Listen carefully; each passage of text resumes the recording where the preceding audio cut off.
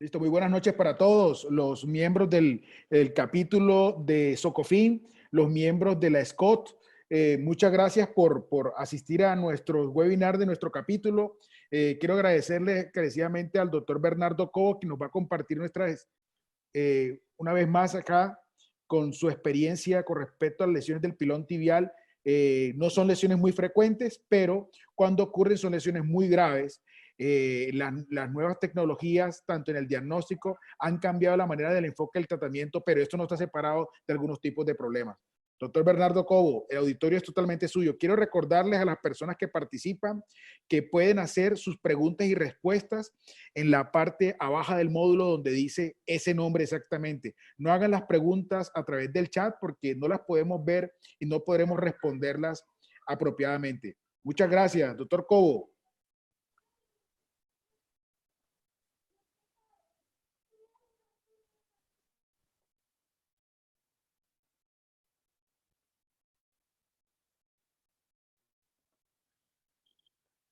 Buenas noches a todos. Muchas gracias al doctor Fausto Díaz Granado por la invitación y al equipo de la SCOT que hace posible este webinar.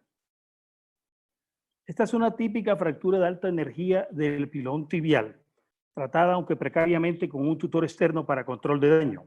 Aquí está la tomografía que confirma la gravedad de la lesión. Este paciente fue llevado a reducción abierta y osteosíntesis con doble abordaje. Y aquí podemos ver, fue la radiografía que pude rescatar de este paciente, donde se alcanza a ver que hay una reducción adecuada. Sin embargo, la calidad de esta reducción contrasta con el aspecto de los tejidos blandos. Este paciente presentó esta gran dehiscencia de rosutura y esta sepsis local que lo llevó finalmente a este ominoso resultado. Otro caso, también tratado adecuadamente con una reducción y osteosíntesis por doble abordaje, con un abordaje lateral y un abordaje anteromedial, presentó esta complicación, por supuesto menos grave, y que se pudo resolver con la rotación de un colgajo de perforante. Esto son solo dos ejemplos dentro de un gran espectro de complicaciones que se ha venido incrementando últimamente.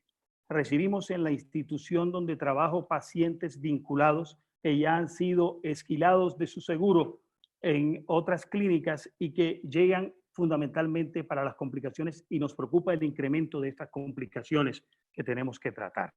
Entonces, el origen de esta charla es precisamente llamar la atención sobre cómo debemos abordar este tipo de fracturas para que no llevemos a un incremento de estas complicaciones. ¿Será que estamos negociando mal el abordaje circunferencial de tibia distal y estamos ocasionando mayor lesión de tejidos blandos, y con una reducción anatómica estamos, contrariamente a lo que deseáramos, haciendo muchas más complicaciones? Les agradezco que me acompañen en este paseo donde vamos a ver un poco de generalidades, veamos la evolución del tratamiento quirúrgico y sobre todo las complicaciones.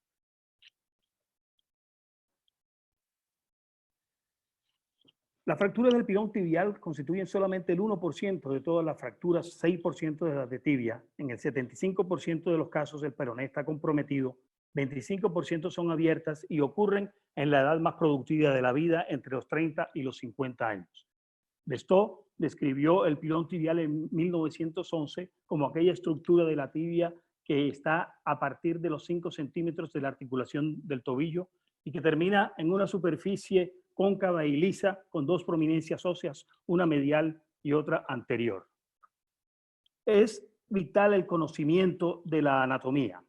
Tenemos que tener en cuenta que los ligamentos son los que producen la mayor parte de los trazos de fractura. Así tenemos el ligamento tibio peroneo anterior indicado en la avulsión del segmento anterolateral de Tidot-Chapeau. Tenemos el ligamento tibio peroneo posterior, el cual es el responsable de la aparición del fragmento de Volkmann, y por supuesto el ligamento deltoideo que genera la lesión del aspecto deltoideo en la columna medial.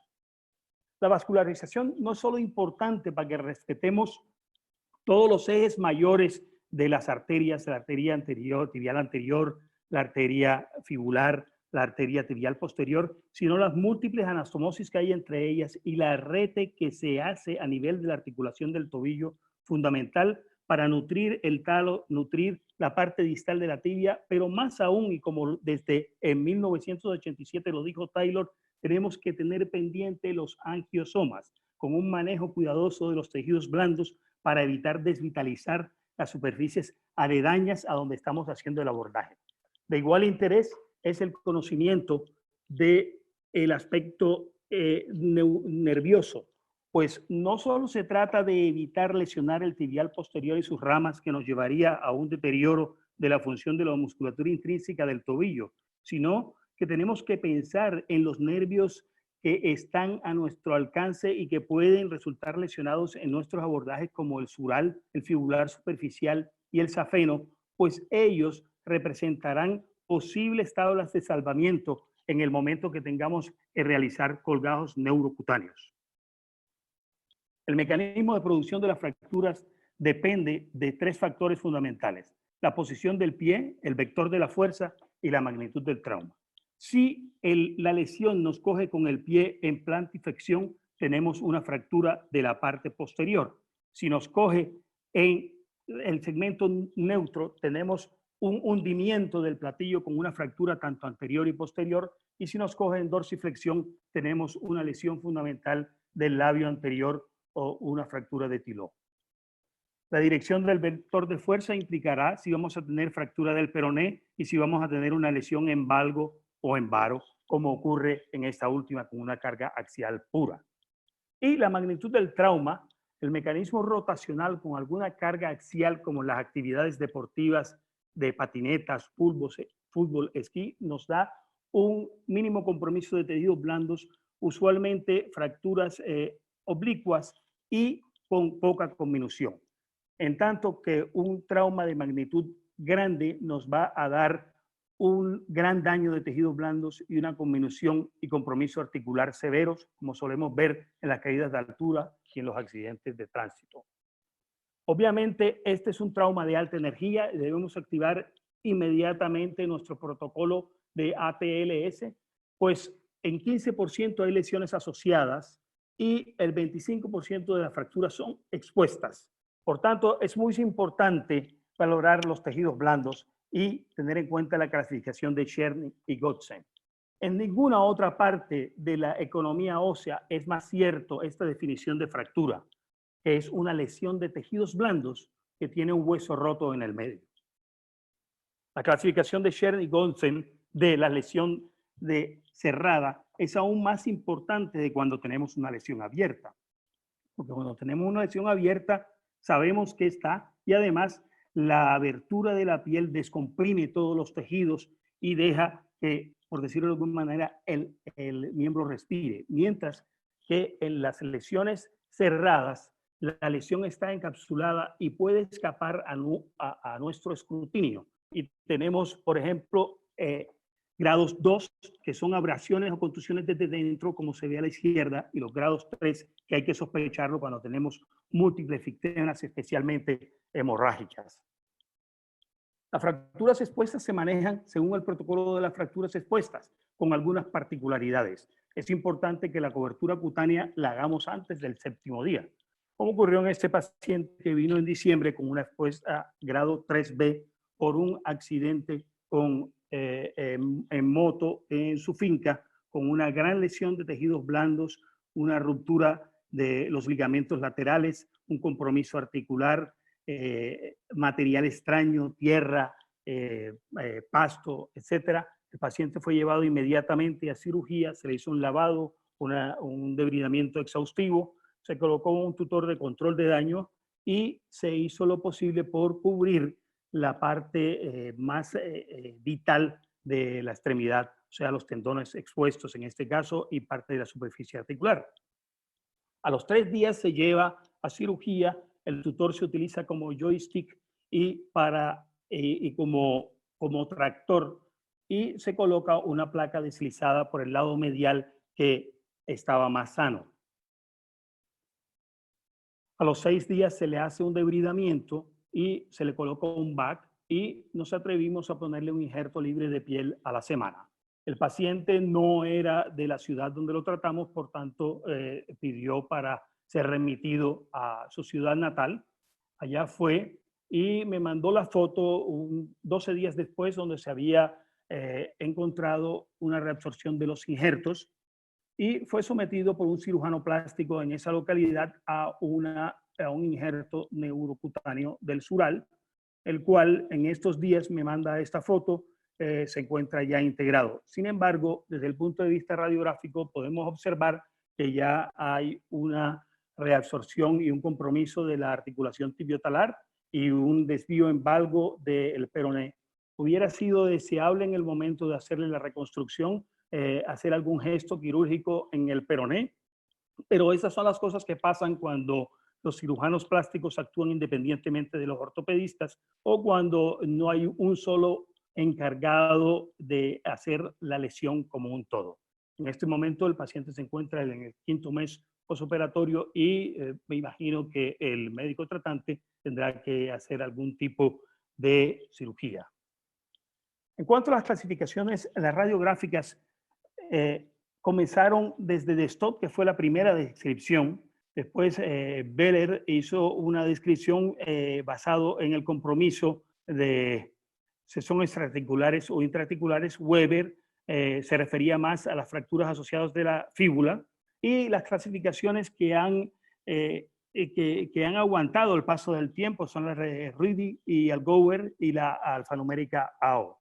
La de Reedy y Allgauer es conocida por todos y es muy práctica por su simplicidad, pues se clasifica como tipo 1, una fractura no desplazada, tipo 2, una fractura desplazada sin conminución notable, y tipo 3, una fractura desplazada y con minuta además. La clasificación AO alfanumérica considera esta fractura con el número 43 dividida en A extraarticular, B parcialmente articular y C totalmente articular, y sus subdivisiones, que son muy importantes para trabajos estadísticos y para trabajos interinstitucionales. Se puede consultar en el Journal of Orthopedic Trauma del 2018, donde está una actualización de la clasificación AO de las fracturas. Sin embargo, ya en 1996, Tornetta y colaboradores en esta publicación famosa en el Clinical Orthopedic dijo que el TAC añadía información en el 82% de los casos y cambiaba la estrategia quirúrgica en un 64%. Esto en estos días nuestros es una verdad de perogrullo, pues vivimos en el día de la resonancia en el que todas las instituciones tienen TAC, pero en 1996 el TAC aún no estaba totalmente distribuido uniformemente en las instituciones de salud. Y la gente se basaba en las clasificaciones radiográficas para hacer el tratamiento. A partir de esto se generaron clasificaciones tomográficas como la de Topliss en 2005, que divide familias tomográficas sagitales coronales en alta y baja energía, y el dye punch. Tan en el 2012 hizo una clasificación de 4 columnas, Cole hizo una clasificación de 3 fragmentos y determinó cuál de los fragmentos estaba más conminuto y cuál de los fragmentos nos podía servir como guía cuando queremos hacer la reconstrucción. Pero recientemente, en el 2017, Leonetti hace una clasificación similar a la clasificación de Nier del hombro, porque los divide en cuántas partes, una parte, 2 partes, 3 y 4 partes. Ya lo veremos en detalle. Y esta clasificación de 2017 parece ser la de mejor reproducibilidad. Aquí tenemos la clasificación de Topliss. Arriba tenemos las clasificaciones de las fracturas de baja energía, divididas en la familia sagital, coronal posterior y coronal anterior. Y abajo las clasificaciones de alta energía, divididas a su vez según el trazo principal en fracturas sagitales, posteriores y anteriores. La clasificación de TAN de las 4 columnas divide el macizo del pilón en un segmento anterior, un segmento posterior, segmento medial y el segmento lateral y la fíbula. Cole lo divide a su vez en 3 fragmentos, pues encontró que el fragmento posterior era el fragmento que menos convolución tenía y sobre el cual deberían adosarse los fragmentos anterolateral y anteromedial. Y ahí radica la importancia de esta clasificación que ha servido para la definición actual de las estrategias quirúrgicas. La clasificación de Leonetti, que habíamos hablado, es la clasificación que se hizo ahora en el 2017 y en el cual el tipo 1 son fracturas sin desplazamiento intra o extraarticulares. El tipo 2 son fracturas en 2 partes divididas según el trazo sea sagital, o sea que divide la fractura en una parte lateral y otra medial, o frontal, o sea que divide la fractura en una parte anterior y otra posterior. El tipo 3 igualmente tiene 3 fragmentos y se divide sagital y frontal de acuerdo a cuál es el fragmento principal o el trazo de fractura principal. Y el tipo 4 es clásicamente de 4 partes o una fractura conminuta. Este nuevo sistema de clasificación demostró acuerdos sustanciales intraobservador e interobservador entre evaluadores de diferente naturaleza, grados de experticia en el manejo de fracturas del pilón tibial. Este es una comunicación o una publicación del Journal of American Orthopedics de marzo del 2020, o sea, salido en medio de la pandemia. Creo que después de la pandemia va a ser la clasificación que mejor se va a distribuir y que va a adquirir mayor difusión. Pero sea cualquiera la clasificación que elijamos, lo importante es que las estrategias de osteosíntesis las vamos a planear de acuerdo a la clasificación tomográfica. Tenemos la oportunidad de ver hacia dónde están nuestros trazos, a dónde vamos a poner los tornillos y nuestras placas. Y hablando entonces de la evolución del tratamiento quirúrgico, nos resulta curioso saber que parece que estuviéramos retornando a los orígenes.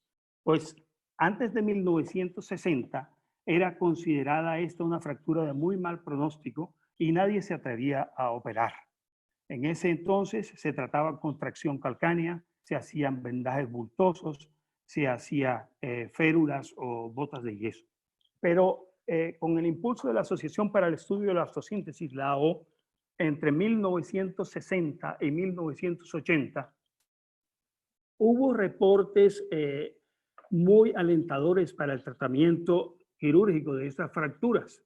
Y con esto se fueron aumentando también simultáneamente los casos de complicaciones, algunas de ellas fatales, y que llevaron a que a partir de 1980 la fijación externa tuviera mayor aplicación.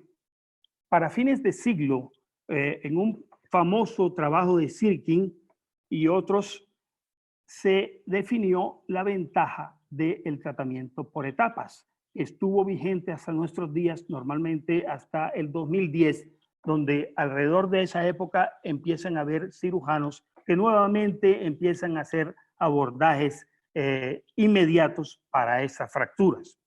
Pero ¿qué había cambiado? Ruedi definió las estrategias quirúrgicas desde 1968 y las ratificó en el 79. Osteosíntesis del peroné restaurando su longitud y alineamiento. Una reducción anatómica de la superficie articular. Injerto óseo para llenar los defectos residuales y estabilización de la columna medial. Estos principios son válidos hoy en día. Sin embargo, para aquella época utilizábamos materiales de osteosíntesis que no eran específicos y no eran totalmente destinados a un sitio determinado de la anatomía, como las placas DCP moldeadas o la placa en hojas de trébol. Eran materiales de alto perfil y no eran bloqueados. Hacíamos en ese entonces estos abordajes mediales directos y con esos materiales de alto perfil hasta bien entrado la década de 1900 con estas complicaciones. Habían placas curiosas, como esta placa para pilón tibial poliaxial, que nos permitía sentirnos empoderados, pues tenía prácticamente un orificio para cada fragmento y era cortada a la medida intraquirúrgica de la fractura que teníamos. Pero pueden ustedes observar las grandes complicaciones que se tenían con esa placa, que afortunadamente salió hace mucho tiempo del armamentario terapéutico. Estos pacientes presentaban esas complicaciones y los manejábamos en aquel entonces como podíamos, con colgajos de pierna cruzada. Era la época anterior a los colgajos neurocutáneos. Nadie hablaba de colgajos perforantes y los colgajos libres eran de excepción. Por supuesto, ya hacíamos manejos de reconstrucción con tutores externos, como en este caso que se hacía el transporte óseo para mejorar el problema del paciente. Ya en este siglo comenzamos a ver una revolución y empezaron a aparecer en el quirófano unas plaquitas muy bonitas y curiosas con muchos colores y con tornillos psicodélicos que inundaban de color nuestra monotonía en el quirófano. Las placas anterolaterales de tibia distal, las placas LCP de tibia distal estándar, low bend, placas de peroné distal y posterolateral comenzaron a pulular dentro del grupo de ortopedistas de trauma. Entonces nos animamos a hacer osteosíntesis percutáneas mínimas de baja energía, ya solo fuera con tornillos o con plaquitas tercio de caña, placas de 2.7. Y las placas anatómicas percutáneas por incisiones mínimas se volvieron nuestro caballito de batalla. Pero ojo, no fue esto lo más importante de la revolución que acompañó el nuevo milenio, sino fundamentalmente una visión biológica opuesta a la visión mecanicista que se impuso hasta 1990 y sus alrededores. Ya empezábamos a considerar la biología de la osteosíntesis y no tanto la parte mecánica y la parte técnica. Para cuando teníamos fracturas con compromiso cutáneo ya hacíamos tutores externos que también obviamente se utilizaban para el tratamiento de las fracturas de alta energía, pero era importante si queríamos hacer tutores que respetaran la articulación, que el macizo epifisiario tuviera una masa suficiente para colocar algunos clavos y tornillos y también tener en cuenta de que teníamos que levantar la superficie articular, hacer mínimas incisiones para corregir la depresión articular y poner injerto, pues el tutor externo no era capaz de hacer esto.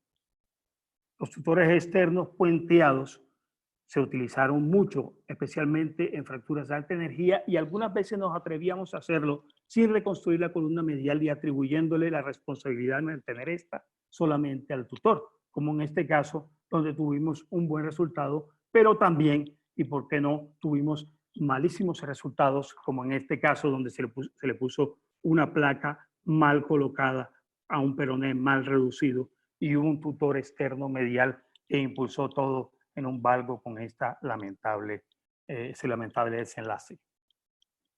Afiación externa definitiva. Entonces, se utilizaba alrededor de 1980 hasta nuestros días, cuando no es posible realizar RAFI por las características de la fractura o los tejidos blandos.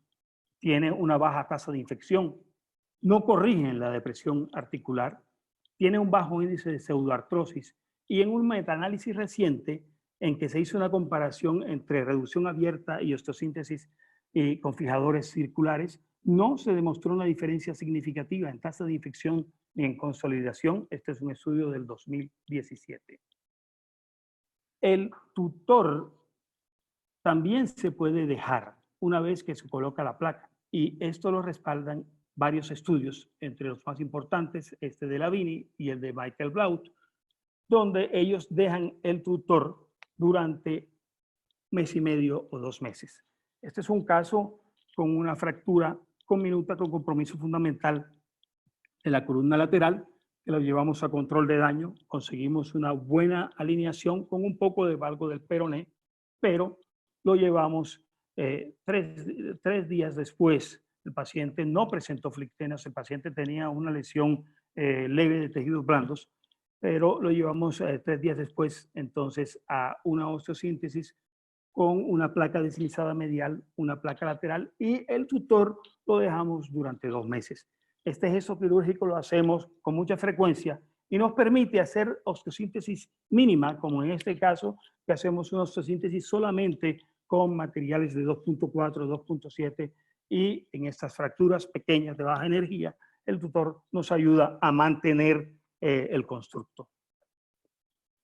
Pues las fracturas de alta energía, normalmente desde 1999, por ese trabajo de Sirkin respaldado por Patterson y luego por Liporaz en el 2012, se hace con fijación externa inicial para control de daño, con o sin fijación de la fíbula. Este es un aspecto que podemos discutir, puenteada o con preservación articular.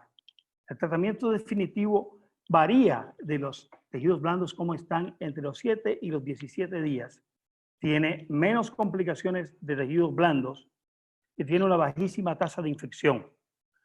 Y aún más, nos permite tener más tiempo para planificación preoperatoria y obtener ayuda de colegas o planificar cuándo vamos a hacer la operación en una mejor situación.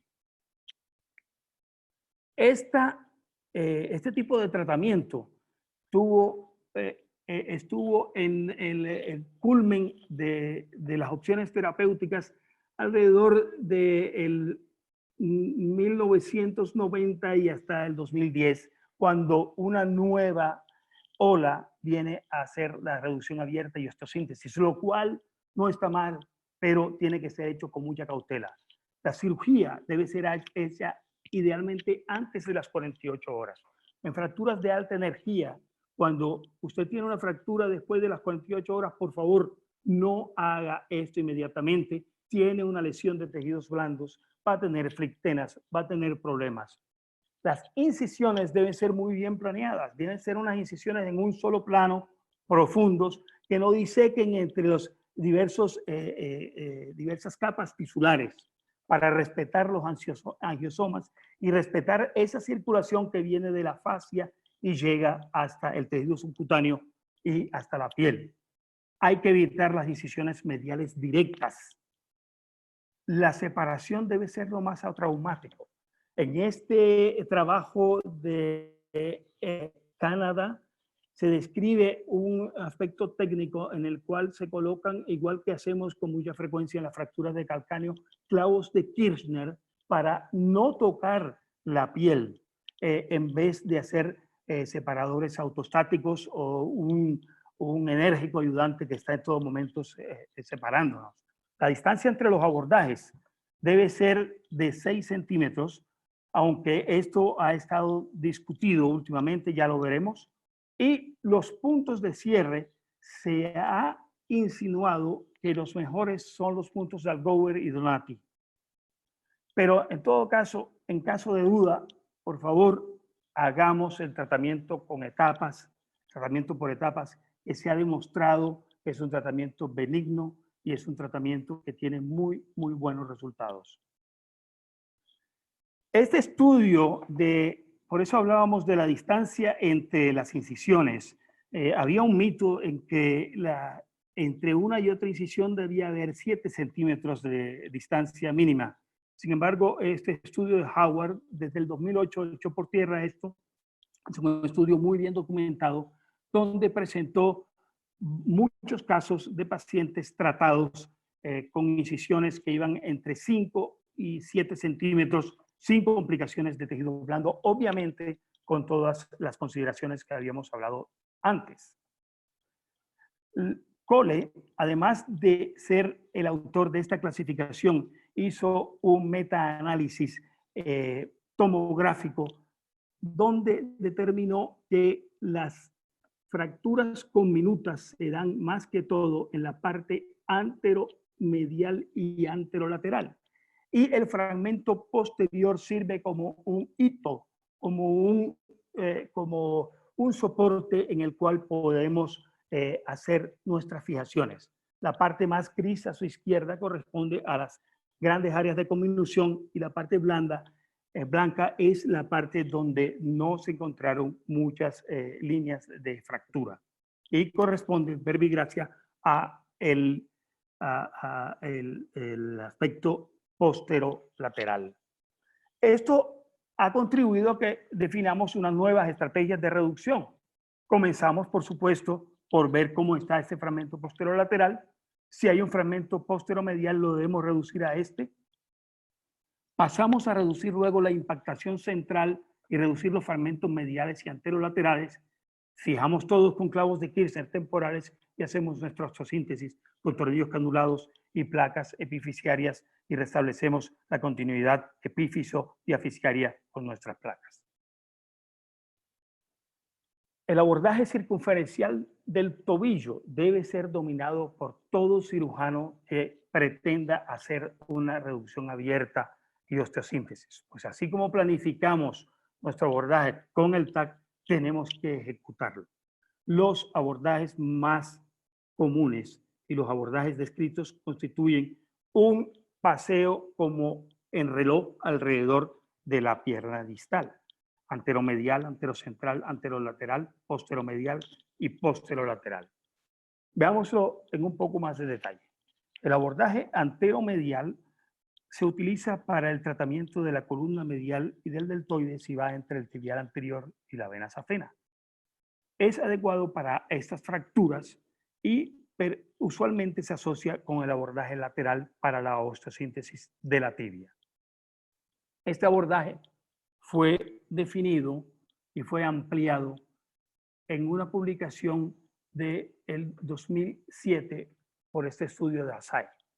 Y es importante que conozcamos la ampliación del abordaje medial porque nos permite acceder no solamente a la columna medial, sino también a la columna anterior y la columna lateral.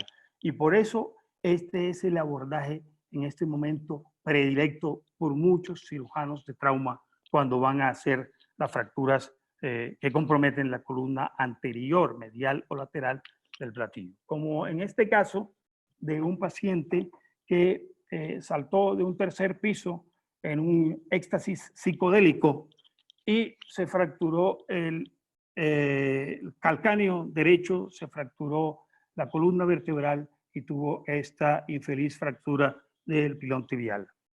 El paciente fue llevado a cirugía para su tratamiento de su fractura vertebral, le hizo un paro cardiorrespiratorio, estuvo en la UCI durante varias semanas, luego lo llevaron nuevamente a cirugía donde le hicieron la osteosíntesis de la columna y salió de cirugía y esperó a que se consiguiera el material de osteosíntesis. Sucede que ese paciente era extranjero y no había quien le consiguiera el material. La fractura de calcáneo, que era una fractura conminuta, no consolidó mal y la fractura del peroné y de la tibia distal tuvimos que operarla a los 3 meses y hacer una osteotomía, una fijación mixta con tutor y una osteosíntesis del peroné y de la tibia, y había una gran conminución y una gran depresión articular.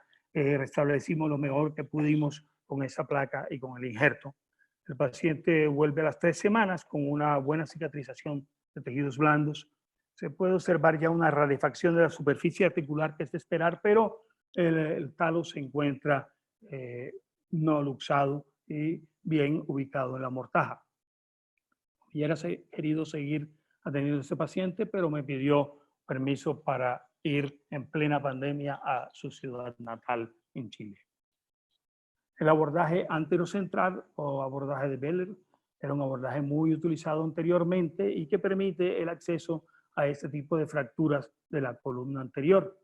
Pero es más utilizado el abordaje anterolateral, que tiene una buena visión yendo entre el peroneo tercios y la fíbula del fragmento anterolateral de Chaput, como en este caso con esa fractura en la cual abordamos anterolateral e hicimos una fijación con placas de mini fragmentos que es lícito utilizar desde que usted valore adecuadamente la estabilidad de la fractura.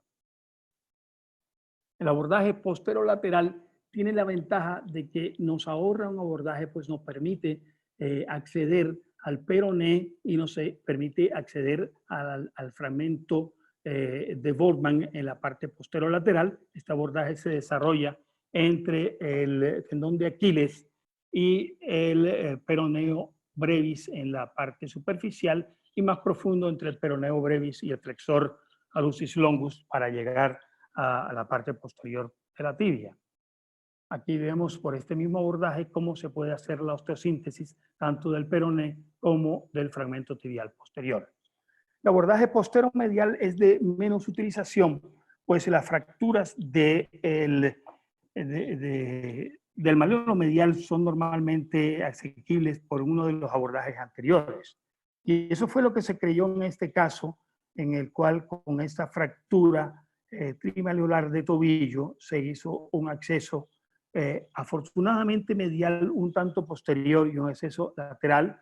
Eso tuvo esta reducción, que diríamos que está bien, pero una observación más atenta de esta radiografía y sobre todo la lateral nos muestra que era una ilusión óptica. Como se dice, una vista es igual a ninguna.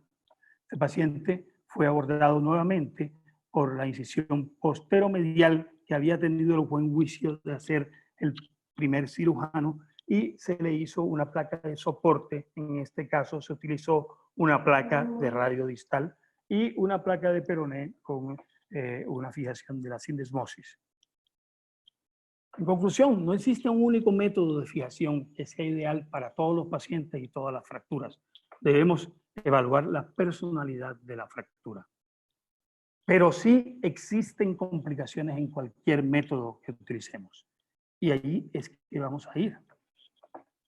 Afortunadamente les decimos a nuestros residentes y alumnos que los buenos resultados vienen de la experiencia y en la medida de que vamos adquiriendo esta, pues tenemos mejores resultados.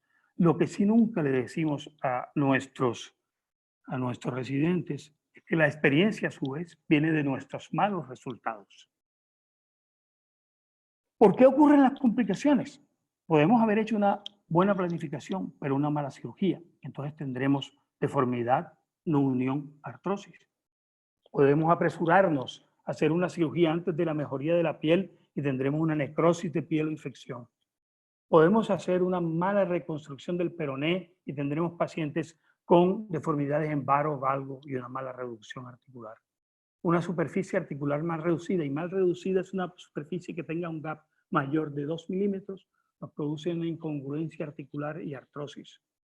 Cuando nos exoneramos de la aplicación de injertos o sustitutos óseos, podemos esperar y anticipar un colapso articular y pseudoartrosis.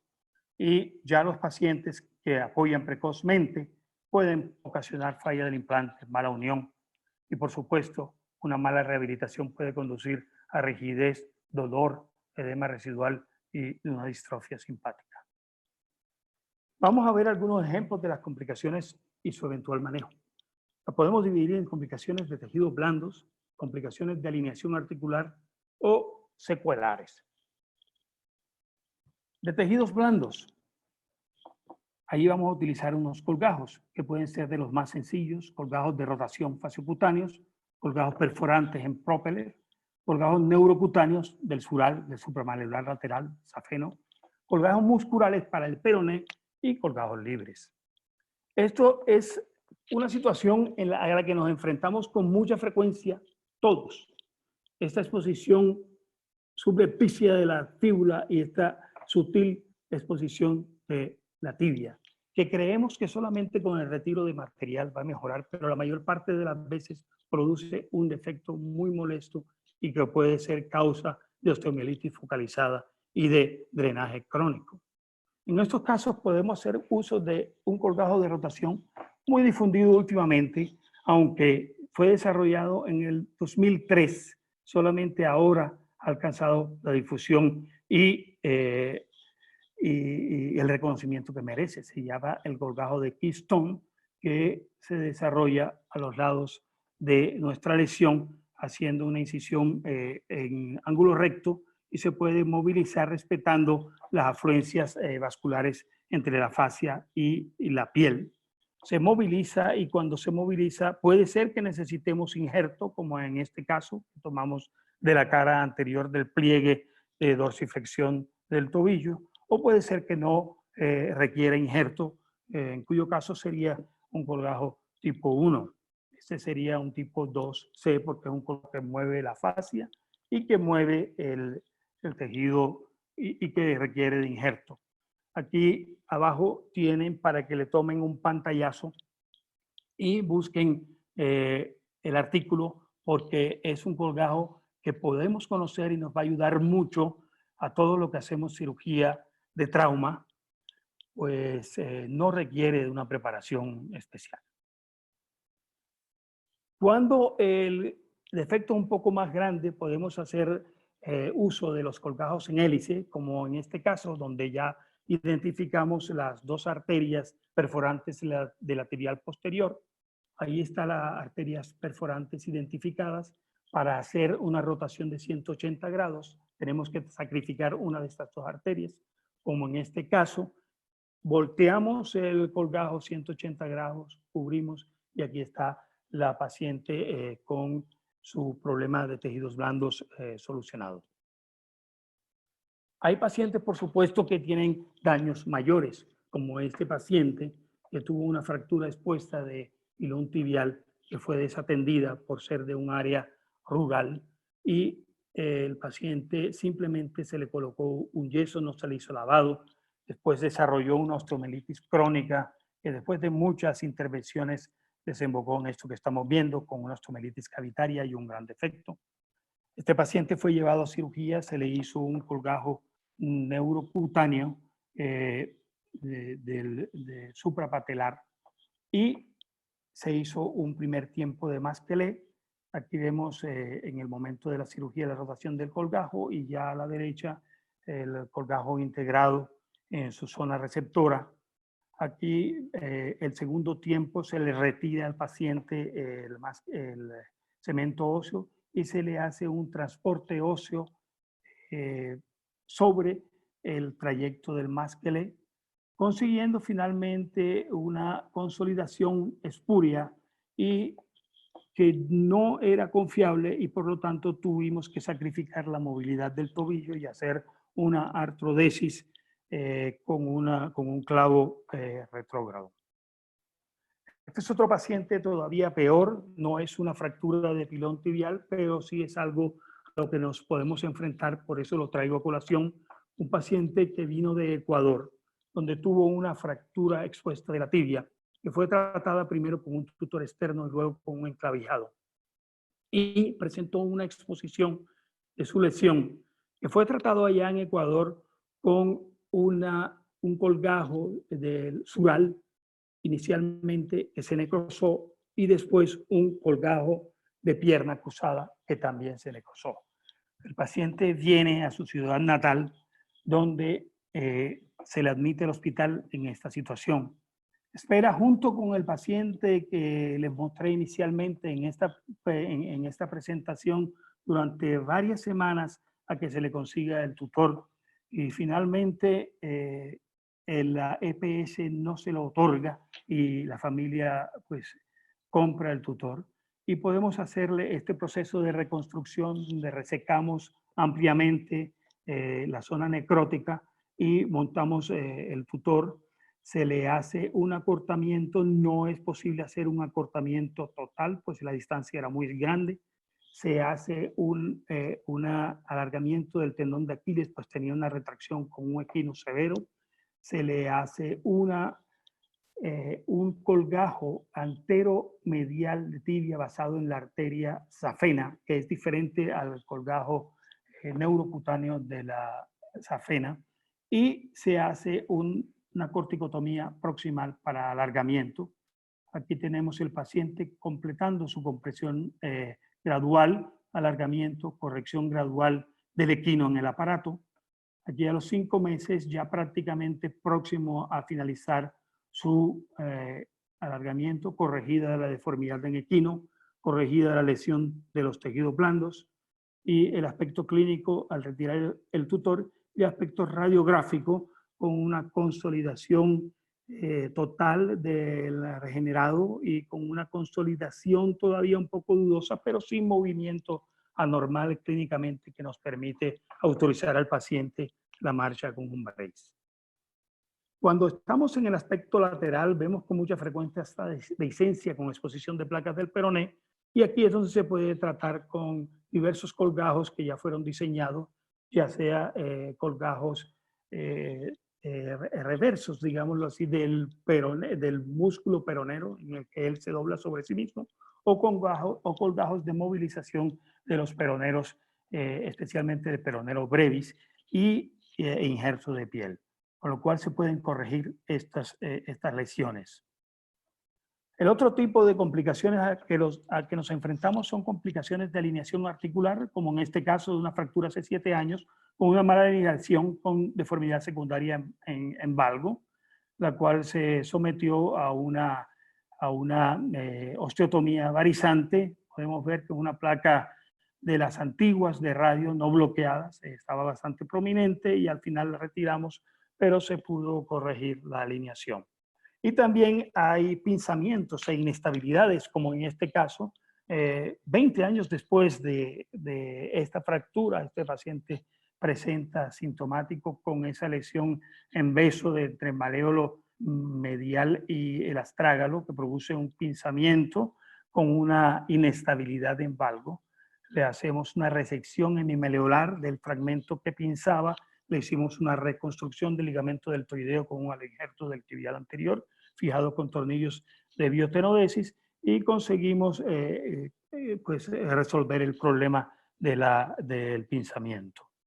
Las secuelas definitivas, pues, se manejan normalmente con artrodesis, que pueden ser hechas por artroscopia o artrodesis abierta con tornillos canulados. Pueden ser hechas, como ya vimos, con clavos retrógrados. Pueden ser hechas con placas, para los cuales existen algunas placas especialmente diseñadas para artrodesis, algunas casas los tienen, o se puede adaptar una placa de húmero proximal con una resección del peroné. Y también, por supuesto, la artrodesis con tutores externos, todo esto dependiendo del estado de los tejidos blandos, la preferencia del cirujano y del aspecto y el tipo de fractura. Los resultados finales muestran que los pacientes pueden continuar mejorando hasta los 5 años después de la fractura, aunque 40% tienen que cambiar de trabajo, 50% tienen algún grado de osteoartritis y 10% requerirán fusión del tobillo o artroplastia. Consideraciones finales, ya no se puede decir para llevar a casa porque todos estamos en la casa. Primero hay que pensar siempre en los tejidos blandos. El TAC es indispensable. No hagamos estas fracturas, por favor, sin hacer un TAC. Ante la duda debemos preferir el tratamiento por etapas antes que la osteosíntesis inmediata. Y debemos estar preparados para lidiar con complicaciones óseas, efectos de cobertura, especialmente en los abordajes múltiples. Muchas gracias. Doctor Bernardo Cobo, muchísimas gracias por su exposición. El doctor Rodrigo Vargas nos ha pedido, por favor, un pequeño espacio que necesita darnos una información para todo el grupo. Doctor Vargas, adelante. Buenas noches para todos. Gracias por esta excelente conferencia, el doctor Bernardo Cobo. Desafortunadamente yo sí clasifiqué para lo que él llamó en la charla en aquella época. O sea, a mí me tocaron las placas no anatómicas, fijación del peroné, bueno, pero desafortunadamente ya somos dos. Me tocó, calé ahí en aquella época. Básicamente es una reunión quería informarles que la Junta Directiva, los beneficios para los ortopedistas descuentos anuales que son redimibles en cursos o congresos nacionales o internacionales. Si usted quiere y desea publicar, va a tener asesoría a través del CLEMI con epidemiología o asesoría metodológica, si usted lo quiere tomar. Eso parece que es una cosa importante y que nos va a brindar el apoyo necesario para realizar y progresar académicamente para todos los miembros de la sociedad. Y que creamos una coordinación para los sindicatos a través de una comisión gremial que nos va a coordinar con los sindicatos del sector, cosa que creo que es muy importante en este momento. Si usted es miembro inactivo, también va a tener grandes facilidades para reanudar su afiliación con nosotros, cosa que puede comunicarse con la sociedad para preguntar cuáles son los beneficios y cuáles son las facilidades que decidimos brindar para que usted vuelva y se integre a nuestra comunidad. Y si no pertenece a la sociedad, si es un ortopedista que ejerce en Colombia y tiene retos, va a poder entrar a la sociedad y pertenecer a la sociedad ortopédica más antigua que existe en el país. Y por último, para los residentes, desde el primer año podrá acceder a los beneficios de la sociedad. Entonces, los que tienen residentes y pueden informarles que a partir del primer año ya pueden pertenecer a la sociedad y van a tener los beneficios de asistir a cursos, congresos, sin costos mayores y con beneficios para ellos que pues están específicamente dirigidos hacia las personas en entrenamiento. Entonces, básicamente esa era la información que quería darles. Excelente charla, muy buena, con muy buena asistencia. Sigan con su sección de preguntas y respuestas. Muchas gracias, doctor Cobo, a pesar de la agresión contra nos de aquella época. Y el doctor Díaz, muy bien por su coordinación. Gracias a todos. Doctor Vargas, muchas gracias.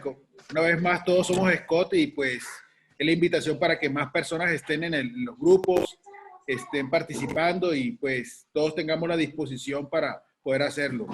Quiero brindarles un saludo a las personas que nos ven desde Ecuador, los que nos ven desde Venezuela, que nos han saludado por acá por el chat y ya hay algunas preguntas. Doctor Cobo, quiero felicitarlo por su charla. Por acá nos saludan de México también. Y dice acá, gracias por la conferencia, muy enriquecedora. Me gustaría preguntar si ha utilizado la terapia de presión negativa incisional en estos pacientes y si lo ha hecho, ¿cuál ha sido su experiencia mejor? Las tasas de dehiscencia de herida. No he utilizado el BAC para el tratamiento de la incisión. Lo utilizo con frecuencia cuando ya hay dehiscencia o cuando ya hay algún tipo de lesión para mejorar el estado de tejidos blandos, pero no lo utilizo de rutina en el tratamiento de la incisión. Doctor Pedro Castillo Rovira dice, ¿qué opinas del uso del vacuum y ortobiológicos en los injertos? Sí, es una pregunta repetida sobre qué le colocamos en vez de injerto. Definitivamente el injerto, el autoinjerto es el mejor aporte biológico que podamos tener. Cuando es menos de 5 centímetros, normalmente utilizamos injerto de cresta ilíaca. Cuando es un injerto, un defecto mayor, nos vamos por el rimado y aspirado por el injerto de ría. Sin embargo, la utilización de otros elementos biológicos, cuando son defectos pequeños, pueden exonerarnos de utilizar esto, pero cuando se necesita un soporte estructural, es mejor hacer eso o mezclado. Sí, Bernardo, tienes toda la razón. Y incluso aportes del doctor Zuluaga, una charla que tuvimos en el día de hoy, incluso nos recordaba el hecho de que existe siempre tipo de reacción con respecto al uso de algunos sustitutos y justamente lo que usted hablaba de los tejidos blandos, pueden haber salida de seroma y eso puede acarrear problemas. Entonces, en el caso de necesitar algún tipo de injerto, no hay como el injerto autólogo, definitivamente. El doctor Tomás Guerrero pregunta acá, ¿cuál sería su porcentaje de cirugías contra no operar por razones múltiples? No sé si estoy entendiendo claramente la pregunta. Sí, yo también estoy un poco confundido. Dice, ¿cuál sería su porcentaje de cirugías contra No no sé operar? si el doctor Guerrero quisiera aclarárnoslas un poco. ¿Cuál es el porcentaje de no operar contra qué? No alcanzo a entenderla bien. Doctor Guerrero, si quisiera, por favor, aclarar un poco la pregunta, Exacto. Yo le creo que quedaría agradecido. sí, vamos con otra pregunta mientras nos la escriben otra vez. Dice por acá, ¿existe alguna indicación de angiotac en lesiones de alta energía de pilón tibial? Sí, si usted tiene una lesión en que tiene una alta sospecha de lesión de arterias o tiene una mala perfusión, especialmente después de que le ha hecho una tracción, usted puede hacer angiotac o usted puede hacer estudios vasculares. Obviamente, la mayor parte de estos pacientes tienen por lo menos 2 ejes vasculares que están respondiendo y el pie se defiende bastante bien por lo regular. Es más, la lesión es más una respuesta al trauma y al gran edema de tejidos blandos que produce un aumento de la presión ortostática, una presión hidrostática local y que impide que la sangre llegue hasta la piel. No es tan frecuente que haya aquí una lesión vascular, pero si usted lo sospecha, sí está autorizado a hacerlo, no de rutina. Sí, doctor Cobo, incluso Robert Hodgson, que tiene una cantidad de trabajos en fijación externa en pilón tibial y goza no solamente de la posibilidad de escribir muy bien, sino que goza de unos dibujantes que le transmiten muchos de los conceptos al dibujo. Incluso nos habla de un fragmento de la parte posterior que si uno lo encuentra desplazado y uno coloca el fijador y continúa desplazado, uno debe sospechar incluso lesión del paquete tibial posterior. Y ese sería, por ejemplo, una indicación para tratar de mejorar ese fragmento. Y si pues sigue mal, habría uno que complementar con estudios vasculares. El doctor Diego Carvajal, compañero también del capítulo, dice, ¿qué opina Bernardo de las placas LCP del peroné distal laterales? ¿Es una buena transición de la tercio de caña a un LCP o le parece que funcionan muy bien ambas? Las placas anatómicas de peroné distal, creo que es la que te estás refiriendo, Diego. Yo las he encontrado muy útiles porque están muy bien adaptadas al contorno. Cuando la fractura está por encima de 5 centímetros, por encima del peroné, está por encima de 5 centímetros de la punta del maléolo, probablemente las placas tercio de caña tienen mayor indicación porque es difícil adaptar una placa de peroné lateral a una fractura que es muy alta en el peroné. O tienes que ir muy abajo y hacer una placa supremamente larga. Entonces, ambas opciones están disponibles, tanto la placa de peroné distal como la placa tercio de caña, y de acuerdo al trazo de la fractura, escogeremos cuál será la más indicada. Muy bien. El doctor Cristian Urrutia nos pregunta, excelente charla, doctor, en fracturas de plafón tibial o fracturas trimalolares, creo que ahí están mezclando dos grupos, ¿en qué casos inicia la reducción por el malleolo lateral y en qué casos inicia por el malleolo posterior tibial? Teniendo el intensificador a la mano, podemos saber la inestabilidad de la fractura. Tradicionalmente, y antes de que se popularizara la posterior, los abordajes posteriores, se trataba de coger estos fragmentos vía anterior con tornillos. Y algunas veces era posible. Dependiendo del trazo y de la inestabilidad, que usted la puede juzgar en el intraoperatorio, usted va a decidir si va posterior o anterior. Normalmente, cuando es una fractura cizallante con un trazo oblicuo que va hasta arriba de la curvatura del maléolo posterior, se está caracterizando una inestabilidad y es mejor entrar por posterior inicialmente y después hacer las otras síntesis. Bernardo nos pregunta algo muy interesante acá. Dice Julio 1258. El doctor pregunta, ¿cuándo decide realizar una artrodesis tibiotalar? ¿En qué casos lo realiza de entrada? Es decir, que decides hacer una artrodesis desde el principio de la lesión. Esta es una pregunta difícil de responder, porque esta es una pregunta que tiene que ver tanto con la fractura como con la calidad ósea del paciente, como con la edad y como también con la actividad del paciente, su Incluso las desempeño, comorbilidades. su clase funcional. Y también con la habilidad que cada uno tenga o con qué tan confortable usted se siente y qué tan capaz crea que pueda llevar esa fractura a una reducción. Como vimos en el análisis del seguimiento, 10% de los pacientes llegan a artrodesis, pero son varios los pacientes que siguen mejorando a pesar de que radiográficamente se vean mal durante hasta 5 años. Si bien el 40% van a tener algún grado de problema y pueden tener que cambiar su capacidad funcional. Pero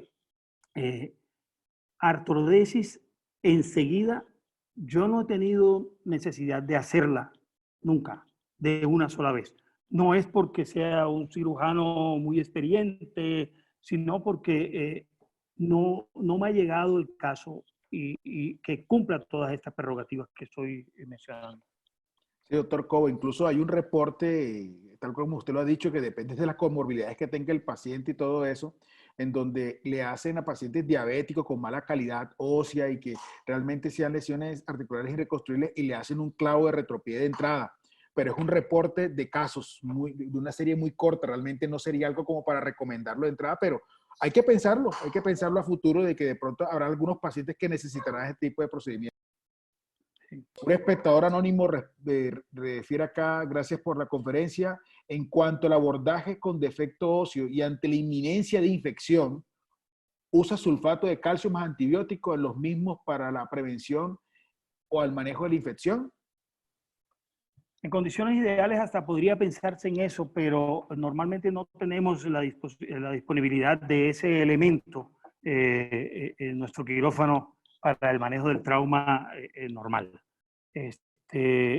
No utilizo sulfato de calcio salvo cuando hay un defecto infectado o en pacientes crónicos. Inicialmente sigo ateniéndome a los principios y los principios son injerto autólogo. Sí, señor. Pregunta el doctor Cristian Urrutia, en caso de osteomielitis con exposición de material metálico, ¿cuál sería la secuencia de tratamiento? Retiro de material metálico, colocación de fijador externo, colgajo. Bueno, varias veces hemos conversado de este tema.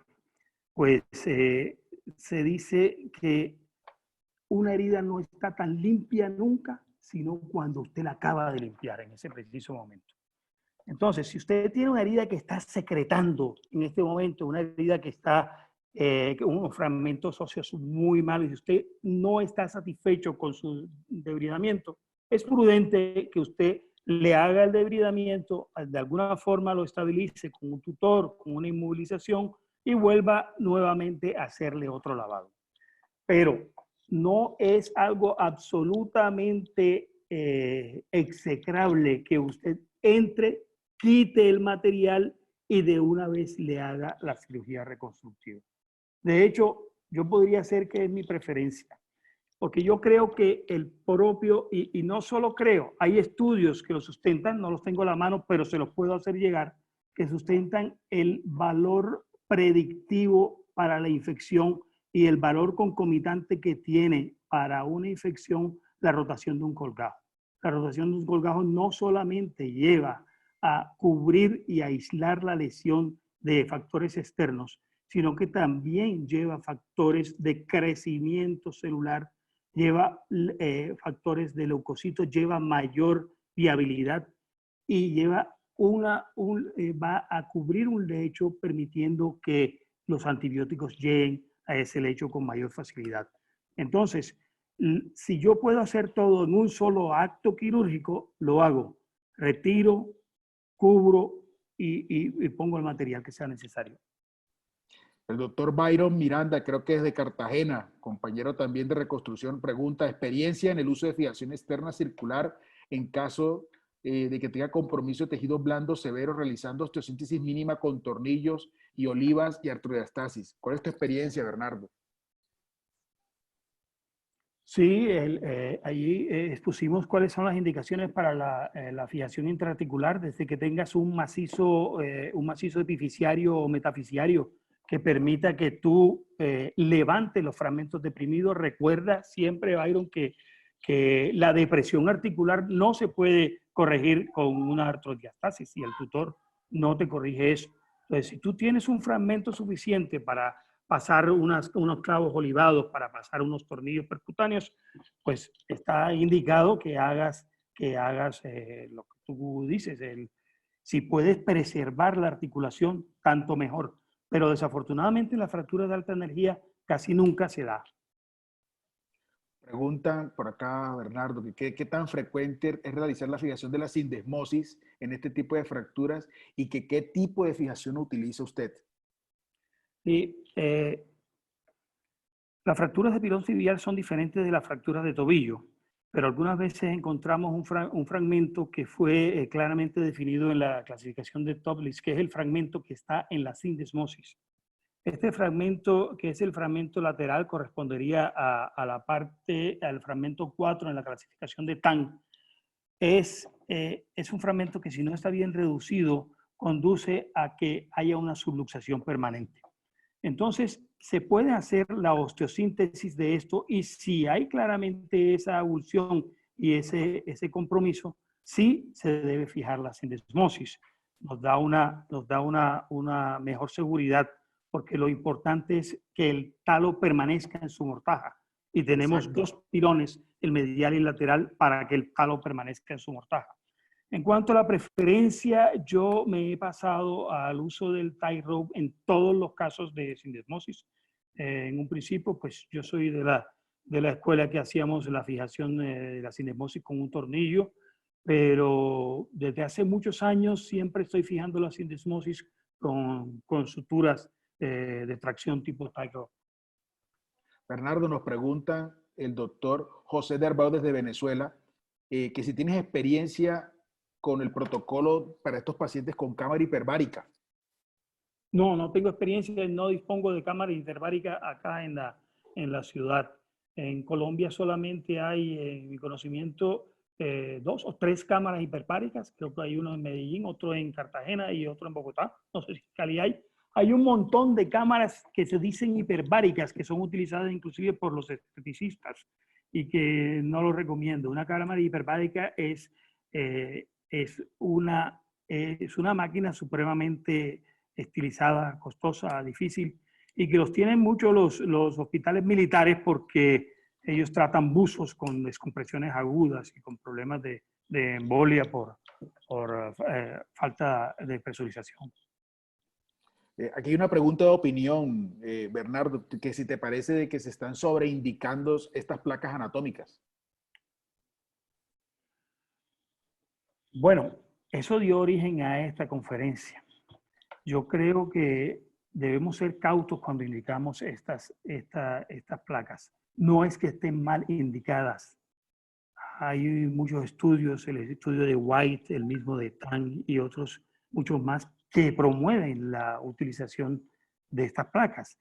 Sin embargo, hay que atenerse a los principios. Tenemos que saber que vamos a intervenir antes de que se produzcan las flictenas.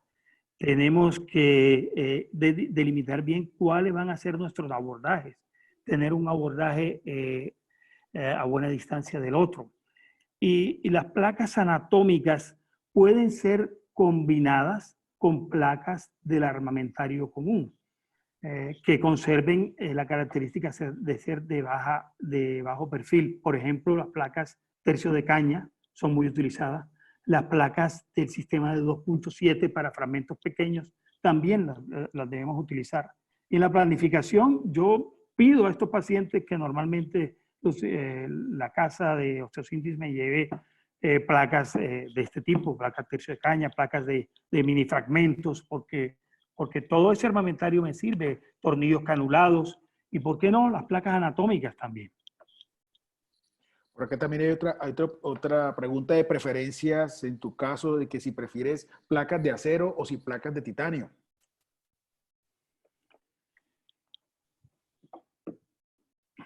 Eso es una pregunta que tiene varios matices. Las placas de titanio normalmente resisten bien las infecciones, y hay algunos estudios hechos por varios profesionales. Recuerdo en este momento el doctor Fernández de Uruguay, dice que las placas de titanio se pueden utilizar en pacientes. Si él tiene una serie interesante de pacientes en que no le hace colgajos, sino que le deja la placa de titanio por fuera de la piel hasta que se produce un cierre secundario. Sí, señor. Y no lo hace con placas de acero. Entonces, en ese sentido, las placas de titanio tendrían mejor indicación. Las placas de acero fueron gradualmente reemplazadas por las placas de titanio por la producción de metalosis y mayor reacción. Sin embargo, el acero que se utiliza hoy en día es un acero de alta pureza y no son los mismos aceros que utilizábamos antiguamente. Y en algunas ocasiones podemos decir que son comparables. Entonces, ahí también tiene que ver con el aspecto económico y con el tipo de lesión, porque puedes obtener los resultados similares en ambas. Pero si tú sospechas de que el paciente puede infectar por la característica de la fractura o ya el paciente tiene una infección, yo prefiero realmente las placas de titanio. Bernardo, preguntan que la estrategia que presentaste de fijar internamente el peroné junto con tu fijación externa, ¿cuáles son tus indicaciones? Bueno, dijimos que íbamos a discutir ese aspecto. Cuando usted tiene una fractura del peroné, que usted ve que puede reducirla anatómicamente, fíjela porque le va a dar una mayor estabilidad a la fractura del pilón tibial. Sin embargo, si usted tiene una fractura conminuta y no está seguro que puede conseguir la alineación, no fije la fractura del peroné primero, puede fijarla después, porque le va a impedir una reducción adecuada del macizo epifisiario del pilón. Sí, señor. Eso es lo que uno tiene que tener en cuenta con respecto a la fijación del peroné. Pregunta el doctor Pedro Castillo Rovira. De acuerdo a su experiencia, doctor Cobo, ¿el uso del fijador de Ilizarov podría ser utilizado de entrada en la alineación de las fracturas? Sí, no solo el fijador de Ilizarov, cualquier fijador, ya sea circular o fijador monoplanar también bien colocado, se puede utilizar para la alineación de la fractura. De hecho, como decíamos en la revisión histórica, hubo un tiempo en que cuando empezaron a salir todas estas complicaciones de las placas antiguas, se primó el tratamiento con fijador durante una década aproximadamente, y muchas de estas fracturas eran llevadas a tratamiento con fijación externa. A varios de nosotros nos tocó hacer fijación externa directa para estas fracturas, y si es posible hacerlas todavía. Pero la verdad es que actualmente contamos con mayor armamentario y el uso primario de fijación externa para estas fracturas es para el paciente mucho más incómodo y es difícil de manejar. Hay a veces infecciones de los tractos de los clavos, aunque no son infecciones profundas, pueden ser molestas. Y por ese motivo, si vamos a considerar que podemos hacer las dos cosas, yo me voy más por la fijación interna en igualdad de condiciones. Preguntan, Bernardo, que si tú sigues la regla del fermento de cemento posterior del 25%, si ya no se usa actualmente o si las fijas todas. Bueno, la regla del 25% fue desarrollada para fracturas de tobillo y no tanto para fracturas de pilón tibial.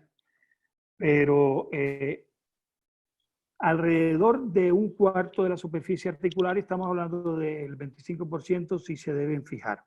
Ahora, recordemos que el fragmento posterior, el fragmento de Volkmann, está unido al peroné por el ligamento fíbulo tibial posterior. Entonces, si tú tienes una fractura buena, una buena reducción de la fractura del peroné, y fijas la sindesmosis y ves que ese fragmento y la sindesmosis se encuentra estable, puedes no fijarlo.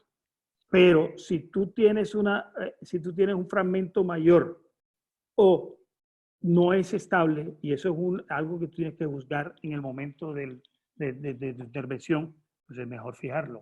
Y para eso tenemos el abordaje posterolateral que nos permite fijar simultáneamente el peroné y el fragmento posterior lateral. Por acá nos pregunta Bernardo ¿cuál es tu protocolo de manejo cuando encuentras flictenas de contenido hemorrágico y seroso?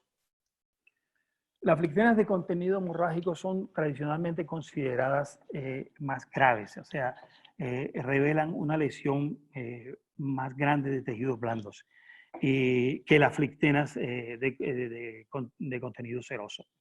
Es un común denominador, todos los que tratan este tipo de fracturas, que esas flictenas no se deben romper, constituyen una barrera a la dermis e impiden que la dermis, que va a ser importante para su incisión posterior, sea colonizada por gérmenes oportunistas. Entonces, el manejo de ambas es prácticamente lo mismo. Hay que dejar las flictenas allí, que ellas mismas se cicatricen, que ellas mismas se decompriman. Yo conozco y yo mismo a veces he hecho pues, punciones, pero hoy en día eso está desestimado. El doctor Fletcher, desde Bogotá, compañero también del capítulo, nos pregunta, lo que le pregunta prácticamente da para una charla completa. Dice que en pacientes con cambios degenerativos postraumáticos, ¿cuál es su experiencia con artrodiastasis de tobillo y otras técnicas de preservación articular? No he utilizado la artrodiastasis de tobillo en estos casos. La he utilizado en algunos pacientes que tienen rigidez articular como paso previo a restablecer el movimiento, pero no he utilizado como tratamiento definitivo la artrodesis. Mi conocimiento, por tanto, en esto es limitado. No sé si alguno de los que está participando quiere ampliarlo, pero creo que por ser una articulación terminal que soporta prácticamente todo el peso del organismo, no tiene la misma indicación y no podría no tener los mismos resultados que tenemos en artrodiastasis de cadera, por ejemplo. Sí, profe, es una cosa la que usted dice y aunque los reportes fueron muy animados para la parte de tobillo en principio y todos los resultados que mostraron, me llama la atención que en los últimos años el número de publicaciones con respecto a artrodiastasis ha disminuido.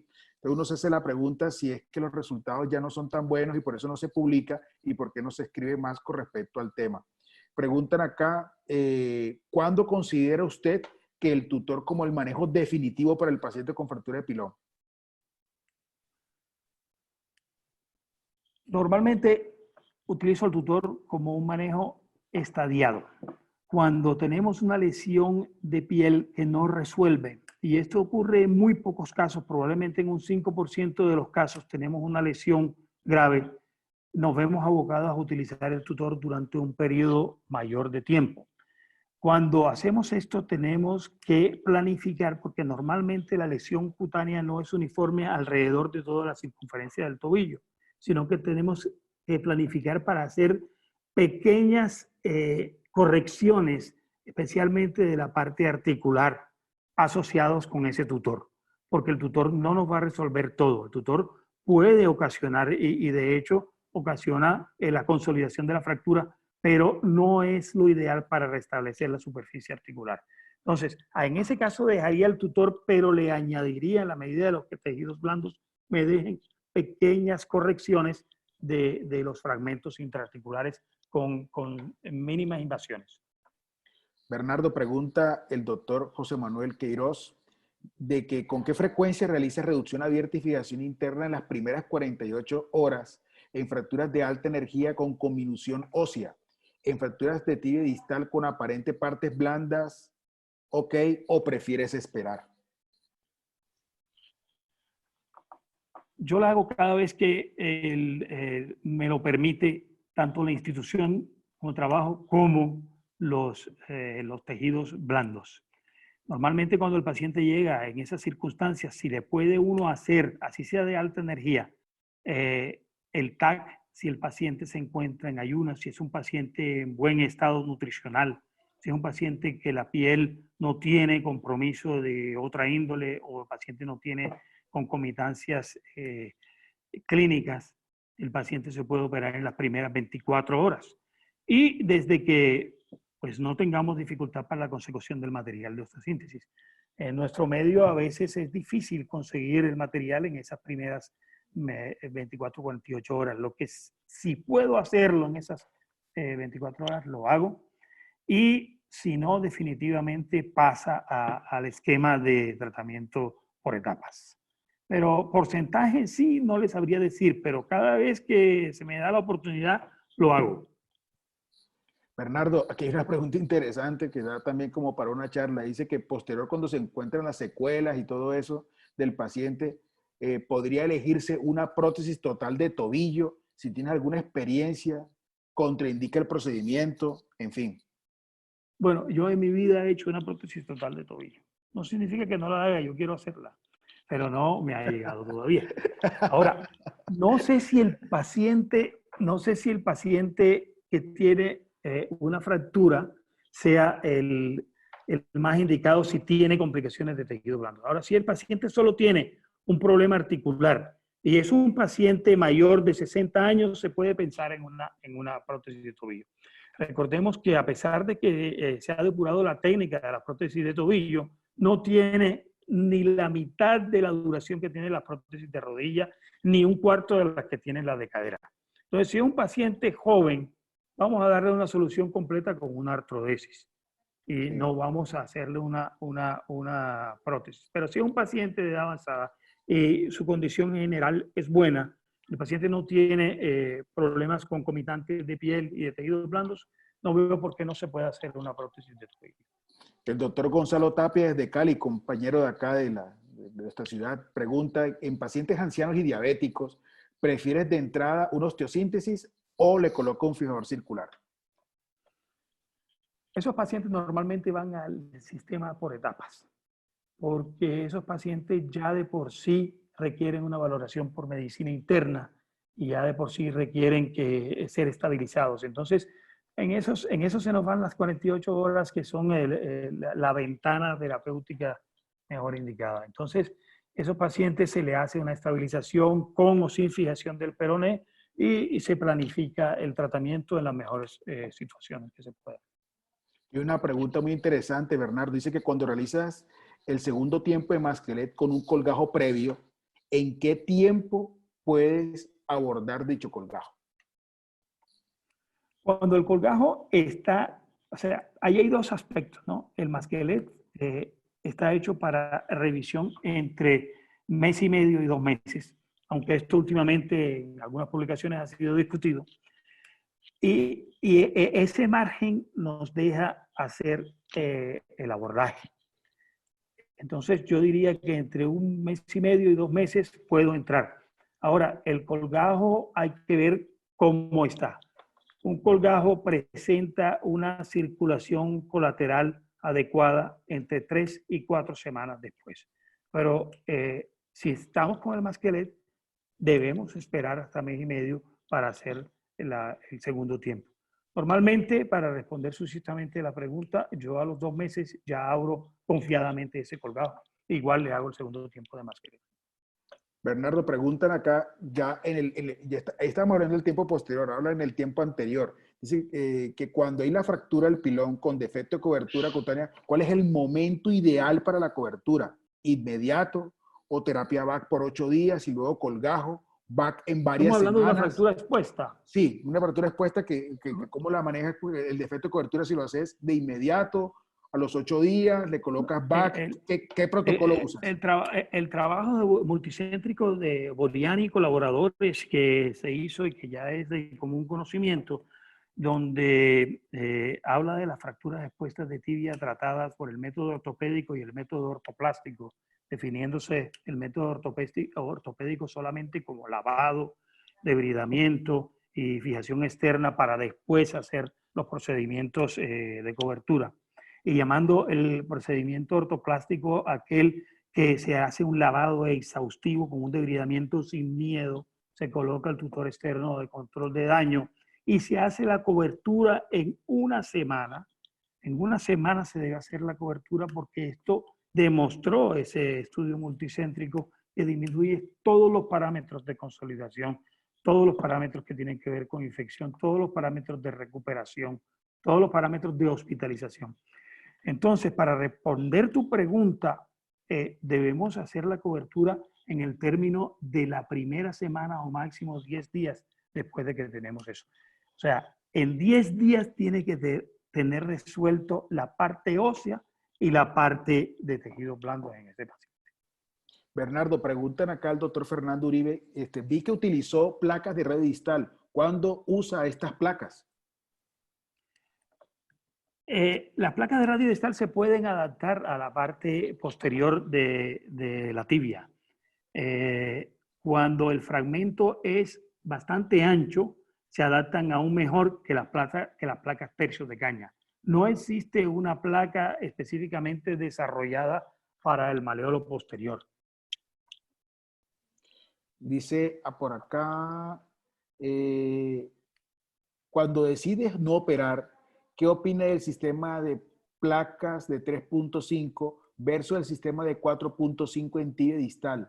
Experiencia con clavo de reconstrucción versus placa de tibia distal. ¿Considera el uso de lo uno o lo otro? Veo que aquí combinan varias cosas porque están mezclando la pregunta de uso extenso de los clavos, que es una cosa, y otros son los sistemas de 3.0 y 4.5 que pues creo que tú nos dijiste algo sobre las ventajas y las desventajas de lo de antes y lo de ahora. Sí, pongámonos en contexto cuando hablamos de las placas de 4.5 y las placas de alto perfil. Ya nadie las utiliza ni recomendamos utilizarlas. Esta fue una revisión histórica, que casualmente también fue una revisión autobiográfica, porque los que comenzamos a hacer osteosíntesis entre el 80 y el 90 nos tocó todo esto. Entonces yo tenía esos casos viejos que fui sacando para mostrar lo que hacíamos ahora y las ventajas de lo que podemos hacer ahora. Yo nunca volvería a utilizar una placa como aquellas actualmente. Esas placas están por fuera del armamentario hoy en día para hacer ese tratamiento. Y con respecto a la segunda pregunta, yo no quise mencionarlo, pero sí se pueden utilizar clavos. Acuérdense que la definición del estudio del pilón tibial son 5 centímetros por encima del tobillo. Entonces podemos tener fracturas que podrías considerar como de tibia distal, y con los clavos de última generación que tienen orificios menos de 1 centímetro de la punta del clavo y tienen varios orificios que permiten hacer 2 transversales y 2 de anteroposterior y varios oblicuos, pues tenemos suficiente fijación para fracturas de pilón tibial. Pero normalmente son las fracturas 43A o las fracturas 43B que asociamos con compromiso articular marginal que podemos asociar con fijación de canulados, etcétera, además del clavo. Hay estudio, no lo puse, pero lo revisé, hay un estudio comparando el tratamiento con clavos y con placas y los resultados, cuando bien indicados, son comparables. Ahora, siempre que hay una deformidad en valgo, es conveniente asociar la osteosíntesis del peroné al clavo y a la placa. Nuestro maestro y fundador del capítulo, el doctor Rodrigo Triana Ricci, pregunta, doctor Bercovo, si hay mucho edema, ¿le colocan inmediatamente un fijador externo para tratar hasta donde sea posible una reducción y después de qué tiempo le hacen el tratamiento definitivo? Hemos observado que el edema a veces se demora mucho tiempo en disminuir. Saludos, doctor Triana, mucho gusto. Gracias por la pregunta. Sí, el tutor se debe colocar inmediatamente como control de daño. Y tiene usted razón, el edema puede demorarse normalmente entre 7 y 17 días y en contados casos dura hasta un mes la resolución del edema y de las flectenas. Normalmente la mayoría están resolviéndose a la segunda semana. Entonces sí, se coloca el tutor externo inmediatamente, pero hay que tener cuidado porque ya el tutor externo es una forma de tratamiento. Inclusive en algunos pacientes ese tutor, como lo mostré y algunos autores lo apoyan, podemos utilizar el tutor como fijación complementaria durante 1 mes y medio. Nos sirve para aliviar la contusión del cartílago, nos sirve para suplementar la osteosíntesis que tenemos cuando hay conminución y eventualmente puede ser necesario, como respondimos en la pregunta anterior, para un tratamiento definitivo. Entonces hay que poner el tutor inicial pensando que puede quedarse con ese tutor definitivamente. como lo dijeron en algún momento, no hay nada más no hay nada más definitivo que lo que se coloca provisional. Por acá nos preguntan que si se confirma que hay una infección de la fractura expuesta después de que se ha colocado el tutor externo como manejo inicial, ¿cuánto esperar para la fijación definitiva? Es una pregunta engañosa, Sí, porque si tenemos una fractura expuesta, infectada. todas las fracturas expuestas son potencialmente infectadas y tenemos que Ujú. tratarlas como tal. O sea, un gran debridamiento hay que hacerlo y un second look a las 48 horas está usualmente indicado. Si usted en ese second look encuentra de que la fractura está indicada, pues tiene que diferir su osteosíntesis hasta que esté totalmente convencido de que ya se hizo el control de la infección. Allí tenemos que hacer cultivos, tenemos que hacer recuentos de leucocitos, tenemos que hacer un screening de toda la parte de marcadores inflamatorios para poder hacer la osteosíntesis seguro.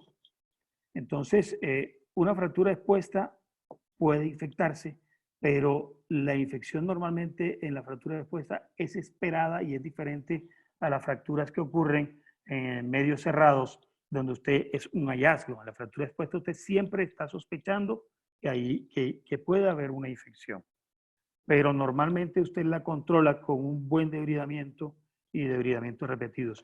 Y normalmente a la semana o máximo a los 10 días ya usted puede controlar. El índice de infección en el estudio que mencioné y en otros se reduce sustancialmente. No recuerdo exactamente en cuánto, pero se reduce más de un 80% en comparación con los casos que se dejan sin estabilizar y sin cubrir. Sí. Por acá el doctor Diego Carvajal, creo que va a ser la última pregunta que vamos a responder. Dice, Bernardo, ¿no se le han presentado muchos problemas de fibrosis y rigidez posterior por las placas posteriores de tobillo que no logran dorsiflexión y si se presenta mucha adherencia de los flexores? Es una interesante pregunta, doctor Carvajal. La placa necesaria, no hay una placa específica para la parte posterior del tobillo. Tenemos que gastarnos nuestro tiempo en moldearla y sería preferible utilizar placas de muy bajo perfil y placas del sistema. Normalmente el fragmento de Volkmann permite una osteosíntesis con placas de muy bajo perfil. Hay que tener mucho cuidado también en el momento del abordaje. Para ese caso que usted me refiere, sería el abordaje posterolateral cuando se está haciendo la entrada entre el flexor hallucis longus y el peroneo lateral brevis, preservando la vaina de estos tendones y una disección muy cuidadosa para evitar esto.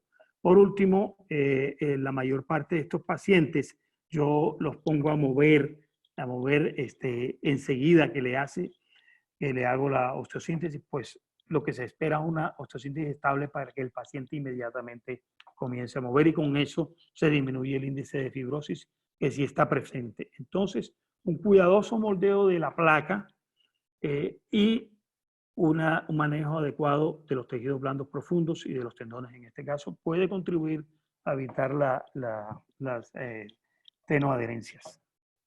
Muchas gracias, doctor Bernardo Cobo. Es una excelente presentación. Seguirá y seguirá siendo siempre un tema de debate el tratamiento de la fractura de pilón tibial. Esta historia todavía no tiene un punto final. Creo que todavía hay mucho por aprender. Seguimos aprendiendo de esta lesión. Definitivamente la curva de aprendizaje de la reducción y de las tácticas sigue siendo todo un reto.